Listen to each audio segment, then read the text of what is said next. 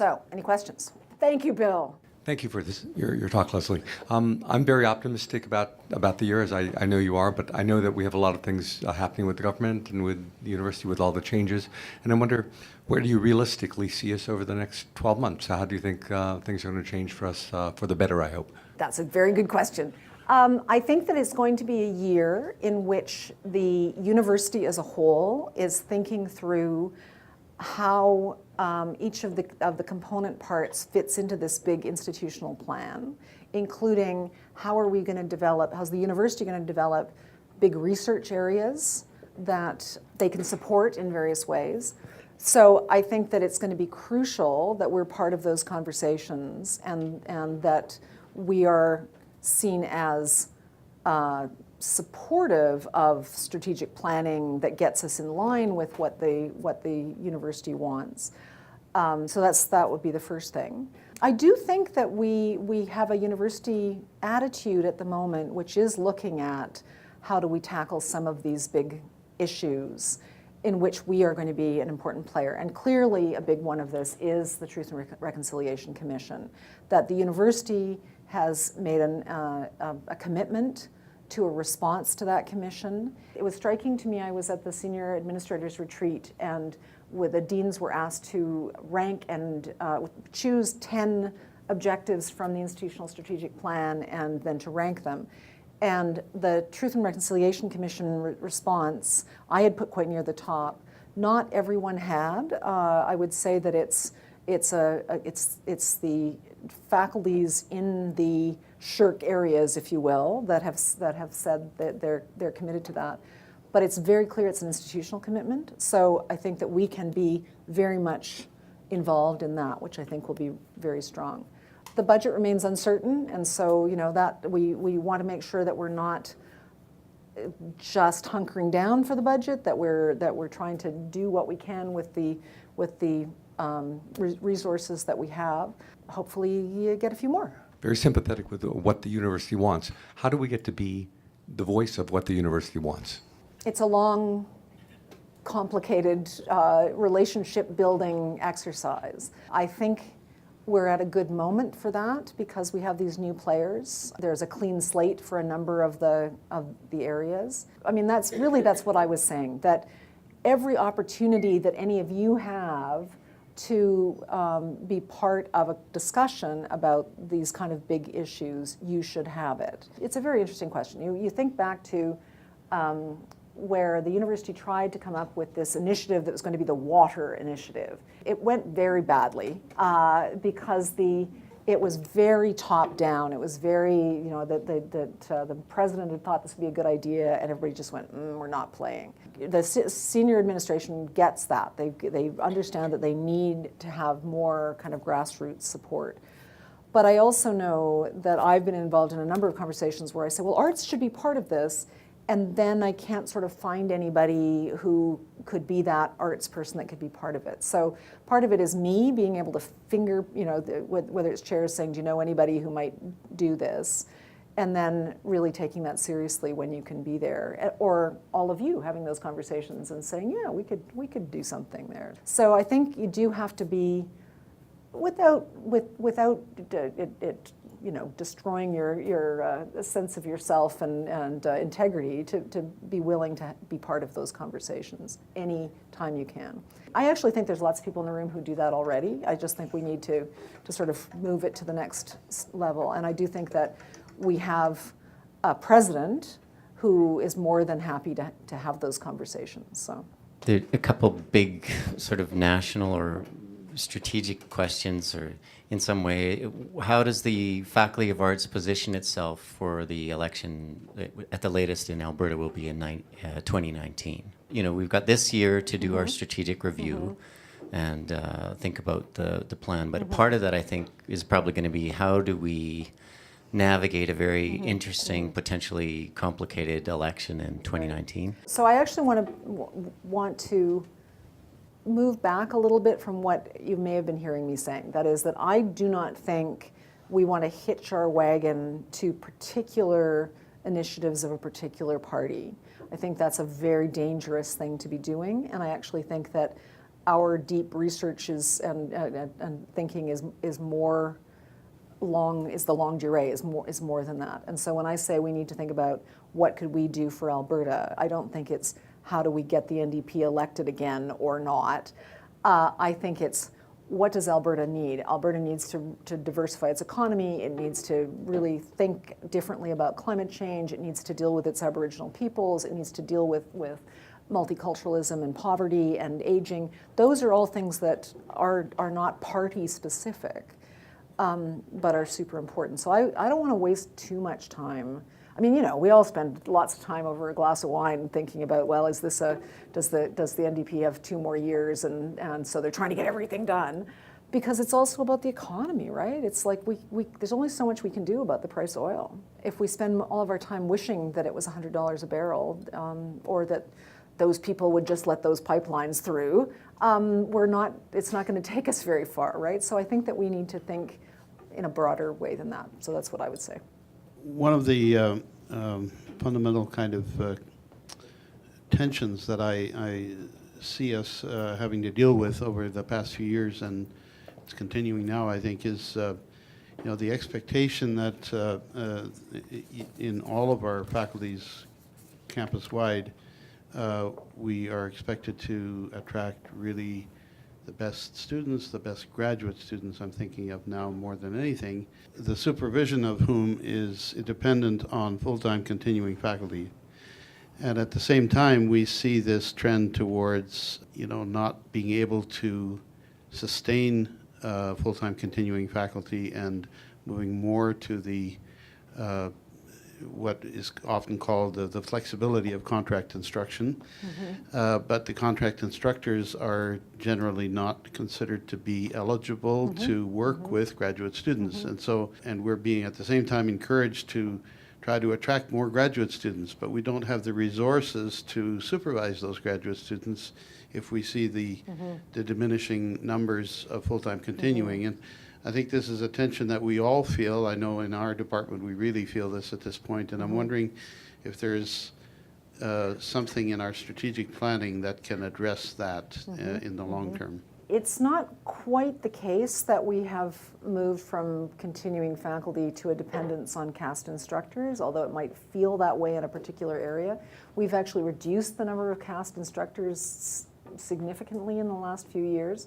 So we've just reduced.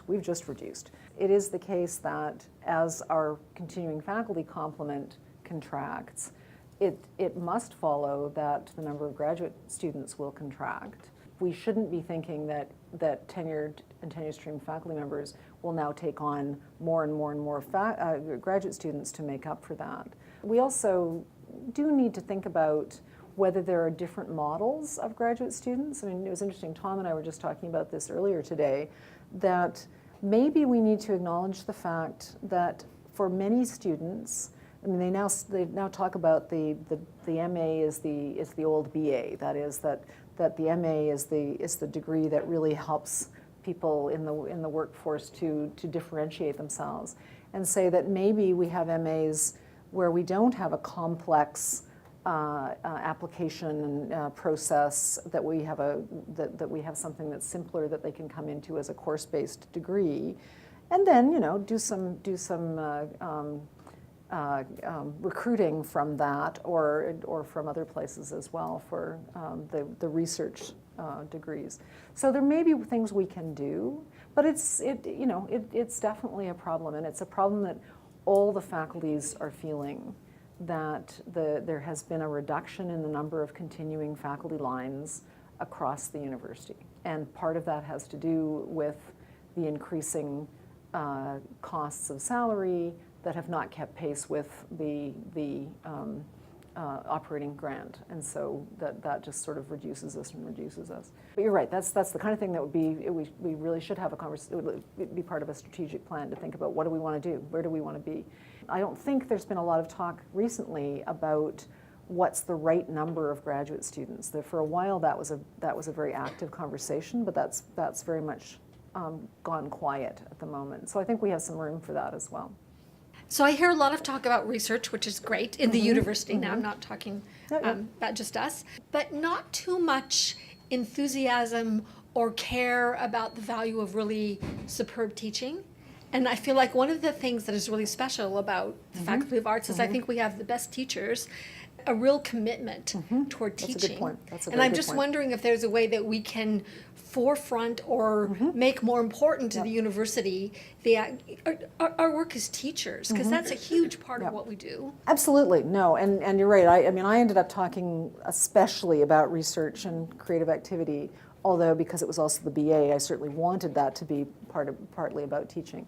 I would actually say if you look at the institutional strategic plan, there's much more in there about excellence of teaching than there is about research. The strategic plan has moved that way, interestingly enough, because I do think that we are a faculty that cares about teaching, and I think that we could be doing more innovative things in different places. That would be really interesting to think about, how we can encourage and reward people for trying out new things and doing things a little bit differently. But I completely agree with you that our CAST instructors, our faculty lecturers, our tenured stream faculty all care about teaching. It actually annoys me when you hear about, people don't really want to be teaching, they're trying to get out of it as much as possible, because that's not my experience of the Faculty of Arts.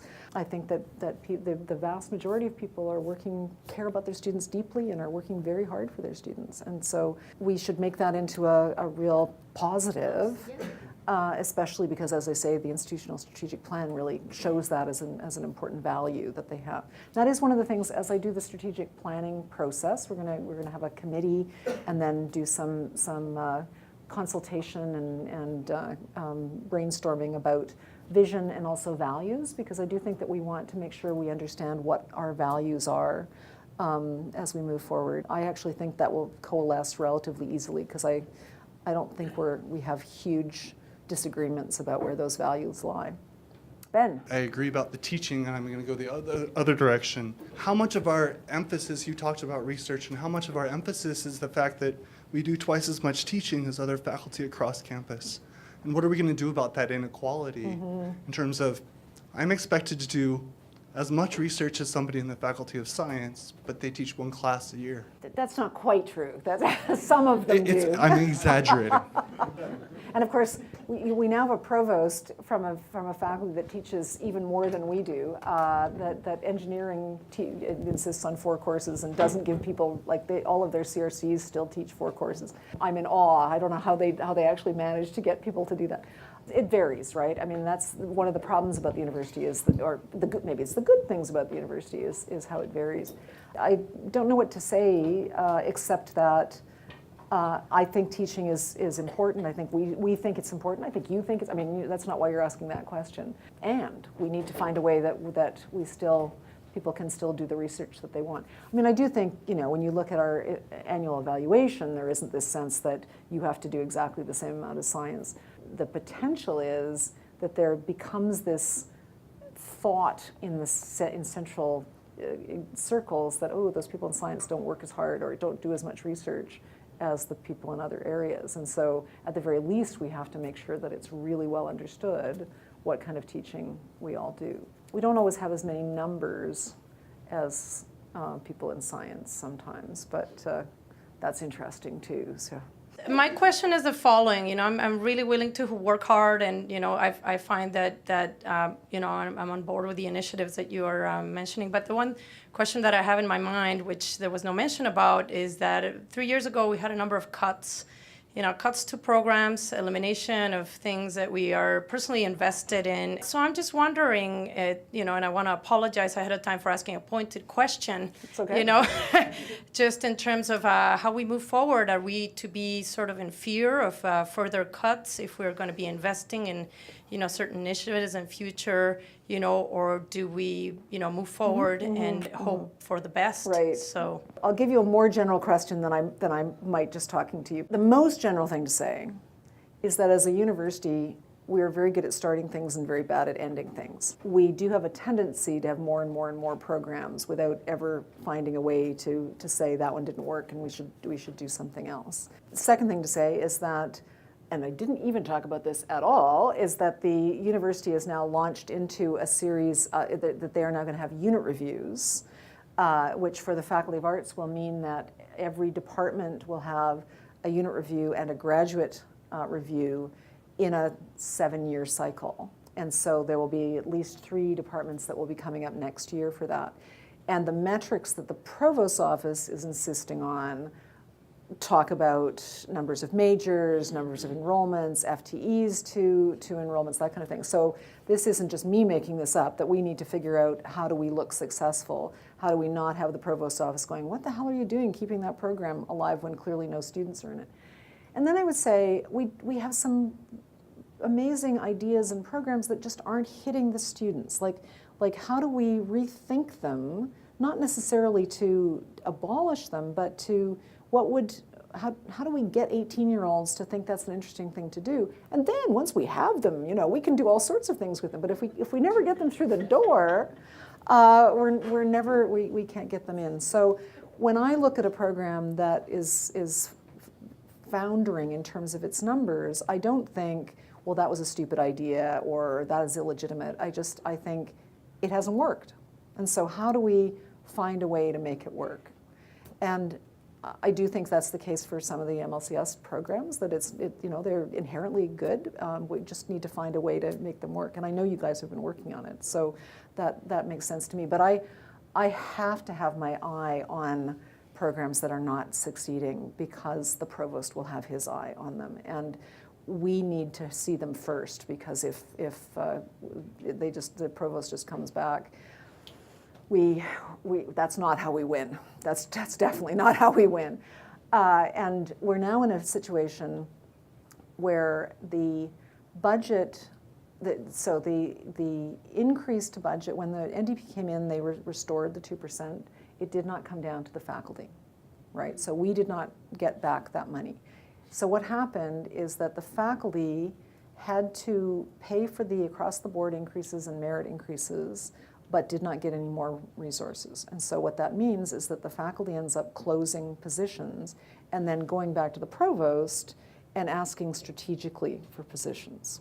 That means you've got to have good reasons, and he's a very data-driven guy. So we can have reasons that are about strategic areas of importance. We can have reasons that are about bums and seats. We can have, those kinds that I think we can have reasons about excellence of program, but it can't just be, we say our program is excellent. We have to actually, show the beef, because he'll want that. I think there's a lot that we can be doing, but we need to be clear-sighted about sometimes that means changing what you're doing in order to live. I think it's possible, because I think there's important stuff to be done. Yeah. That kind of feeds into what the money. Money. Money. It's all about the money. I live in the administrative side, Absolutely. not the academic side, and we've been through the cuts where the faculty has been saddled with like 50% of RCM, having to pay for it but not getting the revenue. Right. Exactly. We have a new financial head coming in not till the beginning of November. Right. So what's my question? My question is, in my mind, a strategic plan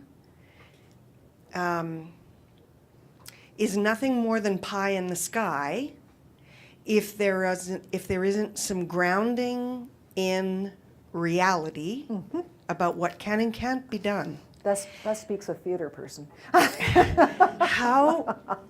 What is your sense, Right. Lesley, Yeah, that's a good- of how quickly you or us are going to have a sense of what this new financial head is going to be bringing in? Right. If we've got a 7-month window to put our plan together and she doesn't start until 2 months into that, I am deeply concerned about the impact that 50% RCM has had on the faculty and Right. the departments and the future. Because with the cuts that happened 4 years ago, we are skint and we can go no skinnier. We continue to struggle with central areas downloading work. So our staff, as skint as they are, continue to take on more, and that has to stop, or we will Oh, and we're just about to have a new HR system, which we're all really excited about. which we all want to scream and run and was for all the chop off assistant chairs someone's in the room. head because of it. That's a very rich question, Julie. I want to start by saying that I do think we need to have aspirations that are don't start with can we pay for them. Although we could, we also need to be realistic. We can't have aspirations that say when we double our faculty component and get 6 new buildings, then we'll be able to do these things. So you want aspirations that are doable in either with what we have or a modest amount extra. But if we don't have those aspirations, then all we're doing is taking water out of the lifeboat, right? And eventually that's demoralizing and we're not even getting to shore. So I do think that's an important exercise, whether or not we know what the budget model looks like. So I would push back on you on that, although I completely agree with you that operationalizing is extremely important. Like if all you do is have ideas, then they're not going to go anywhere. And in fact, it was interesting looking at the last academic plan because many of them were things we could do without more resources, which is one of the reasons that we were successful, even though we took probably a 10% cut in that 5 years, right? So that's important. The second, the more sort of pragmatic thing to say is that every faculty is feeling that they're hitting a wall. That this, as you say, half RCM, that's actually a very good way of putting it, is making it impossible to continue. Every time there's a Dean's Council meeting, various of the deans, including the Dean of Business, he said to me, you will hear this mantra every meeting, when are we going to have a budget model? When are we going to have a budget model? Because it can't keep going. Stuart Landon is the one academic on a modeling committee that's looking at what it would look like if there was RCM. And he tells me that there will be a model to present to the new VP Finance. Well, actually, he said by October, so there will be a model. But then the next step is, do Dave and Steve want it? That is, that unless the president and the provost want to have an RCM model, there's no point in moving any further. If we're not going to do that, we have to unbreak the system that we now have, right? Because we could do fine more or less fine if we could just stay level. Like if we were like, we're not going to get any more cuts, we're just going to make do with what we have, we could do amazing things, right? Because we wouldn't be constantly looking over our shoulder. I think what people in finance would say is the problem is that the expenses of the university are actually growing faster than any money we get from government. So we're always in a cutting position anyway. I think we will have clarity.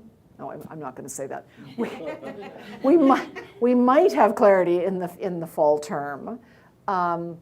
The new vice president is coming from Western, which I think has a kind of modified RCM. I'm actually going to Western on Tuesday to review their Faculty of Arts, which is Humanities and Fine Arts. It's not doing so well in that model. So that's why I think they must have something. So watch this space, I guess, but don't disagree. Yeah, two-hander. Yeah, absolutely. A reminder of what RCM is. Oh, I'm sorry. Thank you.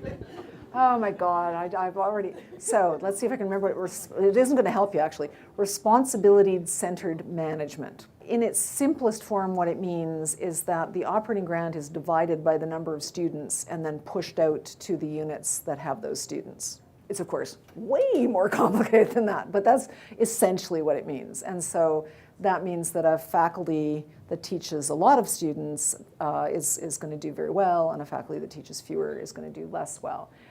It's been instituted in a number of universities in Ontario, including McMaster and Queen's, I think. What's interesting is that medicine doesn't get enough money out of that, and so they have to be shored up, because they would actually take a huge hit and that can't happen. The faculties that do extremely well are the social sciences, when there are social science faculties, business, the faculties that don't require big labs to teach big numbers of students.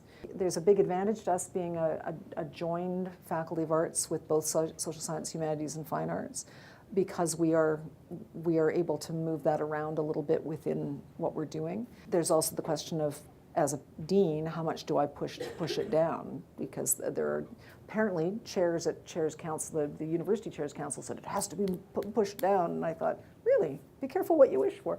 There's a lot unknown yet, but there is a certain transparency to saying you get more students and you get more money. So. Just a quick question about that. To what extent would international tuition be reflected in that RCM model? So Good question. departments. We already have a sort of RCM for international, for the international differential. Not quite, but we get a portion of the international differential proportional to the number of students that we have.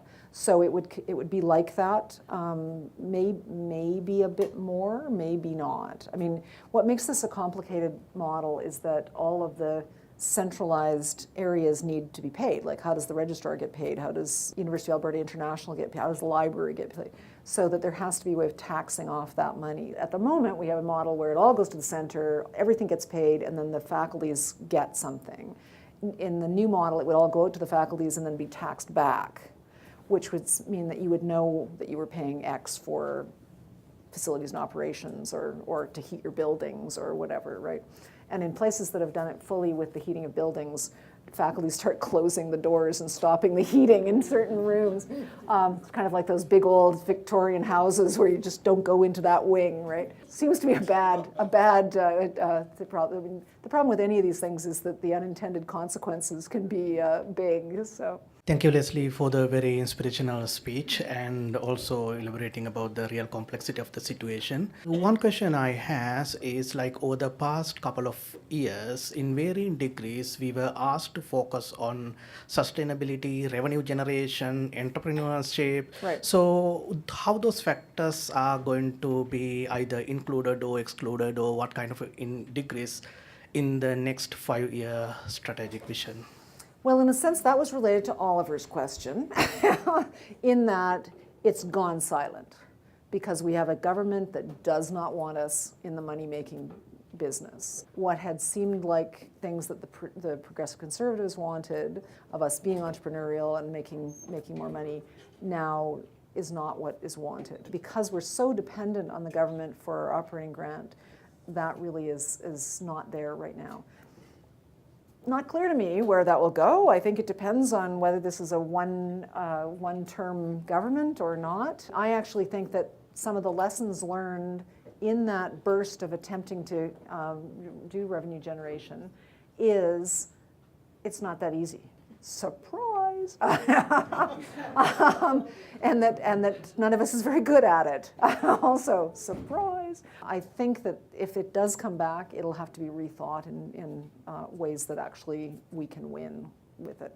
You mentioned something about a review of research and performance and so on. That sounded awfully like the RAE, the research assessment exercise, which I've lived through twice in Britain. It's a complete nightmare, and it really also makes, I mean, your image about closing off rooms so that you save heating, that Right. I saw that in British higher education, how the university is almost by definition a place that's full of very clever people. So there's this contest to outwit the government with its criteria. So in one RAE, the government will be asking a whole set of questions, and then the faculties will learn how to answer them in clever ways that make their department look good. And then next year, the government realizes Perfectly adapted organisms. It's been outwitted, so then it changes it. Right. A colleague of mine who teaches at King's College in London told me that in the next RAE, they're going to be looking at graduates, the increase in graduate salaries that can be attributed to the results of graduating in a certain program. Wow. So how much more are these students earning when they come out? And things like this that are just mad. If one And that has, doesn't seem even related to research anymore. So obviously, well, it's not. It's a very crude idea of a university as a job training institution. Right. So I'm just worried because I've seen how awful it can be, how it sucks up cycles. Everybody's so busy with it for such a lot of time, and the results are not respected. Yes. Yes, I always remember I had a friend in philosophy at Belfast. He said, well, you know, we did badly in our review, so now there's no heat and light. And I said, you mean no intellectual fervor? And he's like, no. We don't go out in the corridors. Kinder, gentler, that this is not mandated by the government. This is mandated by our president, which I think is what makes it more influenceable. This is a bit of a brave new world at the moment, that it is mandated somewhere that there, Campus Alberta Quality Council, that there must be some kind of quality assurance done. Over the years, we have had different ways of doing that. Those of you who are older like me will have lived through both graduate reviews and unit reviews. Those of you who are younger may have missed that because it's been about, I don't know, 7 years since anything was done. 2 years ago, the outgoing president decided what she wanted was a president's visiting committee, which was this huge thing that was going to bring in people from the community and international, and they were going to have a 3-day visit and pronounce on all things to do with the faculty. That can be okay for a smallish faculty, but for a large one, it doesn't really get you anywhere. So, and now we have a new president. So there's 3 different parts to, and please jump in if I'm getting this wrong, that there's 3 different parts to the unit, or to the review process. The first is a unit review, which is basically the undergraduate programs. Each department, each program must do that.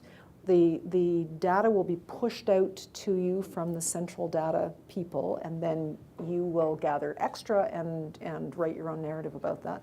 There will be a visiting group that comes in for a 2-day meeting. Then there will be a graduate review, which has another set of data that gets pushed out to you, and again, you create your own metrics to go with this. These come right after each other with sort of a day in the middle that overlaps, and it's an overlapping but not the same committee, so it's about a 4 or 5 day process. So that's it for the departments. The research is done faculty-wide, although undoubtedly there will have to be department and programs collecting all sorts of data about that. I have less sense of what we're supposed to be collecting for that. Do you? I mean, it's not going to happen for 5 or 6 years, probably. It will happen at the faculty level, once every 7 years. Yeah, once every 7 years, yeah. So, and when it gets to be at the faculty level, it's not quite clear what that will produce, except that we'll want to say, we're doing great things, you know, here and there, which could be why having these big research programs or international collaborations, you know, it'll be important to have some of that. I don't think it's going to be, you know, a terrible thing for the departments. I think that there's going to be a lot of work. I think it's more going to be fixed. They'll be more involved with looking at student numbers and dollars in and from research grants and that sort of thing, so things you can measure, whether they're the things that should be measured or not.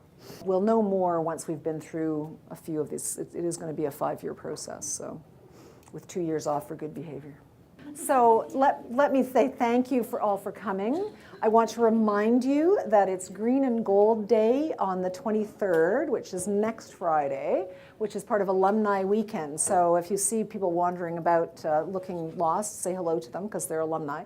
And we're having a little contest, which we hopefully all of you know about, where departments can fix up their offices and then take wonderful pictures, and we'll have a contest to see who wins the best green and gold office. So if you wanted any swag, it's here for the taking. So thank you all, and I hope we have a great year.